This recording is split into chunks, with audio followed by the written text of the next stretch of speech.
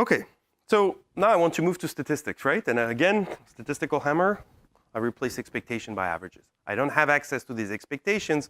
All these things is based on the expectation with respect to some unknown parameter. I don't know this, I just have data. So I want to replace my expectations by averages. Okay? So the first thing I need to do is to look at the expectation of x. I want to replace it by an average. It's just the average of vectors. So this is just the average of x, the vectors xi's, but the average of the vector xi's is the vector that has the average as the average of each coordinate as individual coordinates, okay? So what I'm saying here is that this is really just x 1 bar, or x bar 1, I guess, and x d bar, okay?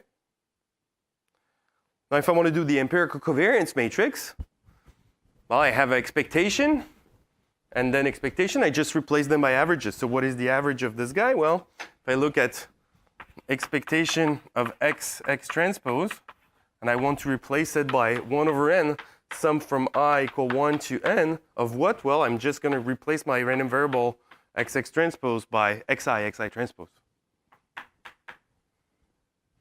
Okay? Same for the expectation. Expectation of x will just be replaced by x bar.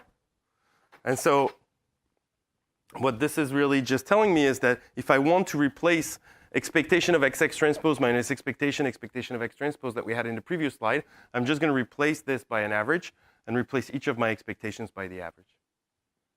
Okay? And you can check that just like the covariance can either be seen as,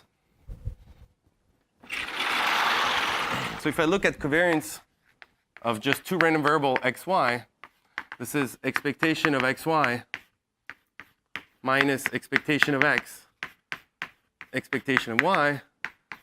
That's the shorthand formula because really I should really view this as expectation of x minus expectation of x times y minus expectation of y. And actually, if you remember, we've actually seen that I need only one of those expectations. It doesn't matter if the other one is centered. So those are just two ways to write the same thing. If you expand, you will see that they're actually the same. And if you actually do this, then you can do it with the averages rather than the expectations, and you will see that you also have a second formula for the sample covariance, which is the average of the xi's centered by their averages times xi centered by the averages transpose. So that's my sample covariance matrix. Okay, so that's a matrix. It's d by d, right? So and it's supposed, and each of the entries has a sample covariance between the ith coordinate and the jth coordinate, and it's supposed to be close to the true covariance matrix sigma. Okay, if my sample size is large enough, then per entry I'm going to have, by the law of large number, a number that's getting closer and closer to the corresponding entry in sigma, and so that should be a better and better estimator. But I'm going to think of it as a whole matrix.